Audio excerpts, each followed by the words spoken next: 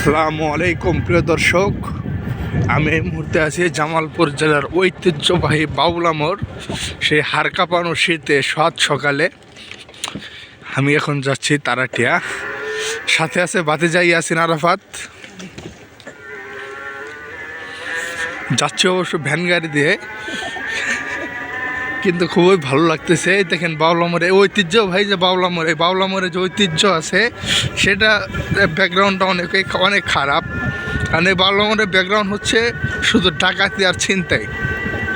কারণ এই যে এখন তো আশপাশে গাছপালা দেখা যাচ্ছে, বাড়িঘর দেখা যাচ্ছে। এক সময় যে রাস্তার দুপাশে যে গাছগুলো দেখছেন, এই গাছপালা তার এখন গাছপালা ছিল না। আর আশপাশে 1 থেকে 1.5 কিলোমিটার 2 কিলোমিটারের ভিতরে কোনো বাড়িঘরও ছিল না, 1.5-2 কিলোমিটারের ভিতরে। যার কারণে রাত 10টার পর থেকে একদম ভোর পর্যন্ত এই রাস্তাতে গাড়ি ঘোড়ার চলাচল একদম বন্ধ ছিল মতোই। মানে কোনো গাড়ি চলার সাহস করতো না। রাত্রে গাড়ি চললে এই রাস্তা ডাকাতে হতো, রাত্রে গাড়ি চললে এই রাস্তা ডাকাতে হতো। খুবই ডেঞ্জারাস একটা জায়গা এই বাউলা মোড়। আমরা ছোটোবেলা, আমরা অনেক ছোটো ছিলাম ওই সময়, এই বাউলা মোড়ের যে সামনে যে মোড়টা দেখতে পারতেছেন, এই মোড়ের এখানে একটা ছিল, দোকান ছিল। এই দোকানে কিন্তু বৃদ্ধ একজন লোক দোকান করতো। সে দোকানের জায়গাটা আমি আপনাদেরকে দেখাচ্ছি, যে সামনে আসছে প্রায় দোকানের জায়গাটা। সে সারাদিন দোকানে বেচে কিনে করতো, রাত্রে দোকানে থাকতো, দোকান পাহারা দিত। দোকানটা ছিল ঠিক এই যে এই জায়গায়, এই যেখানে একটু মাটি দেখতে পাচ্ছে, এই জায়গায় ঠিক দোকানটা ছিল, এই জায়গাতে দোকানটা ছিল।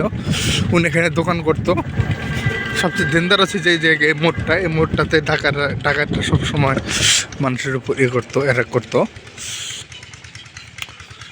তবে সবাই সাথে থাকবেন, ভালো থাকবেন, সুস্থ থাকবেন।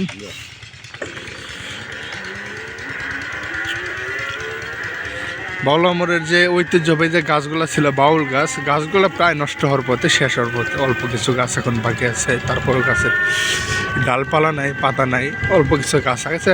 দেখতাম রাস্তার দুপাশ যে গাছ দিয়ে ভরা ছিল, বাউল গাছ দিয়ে।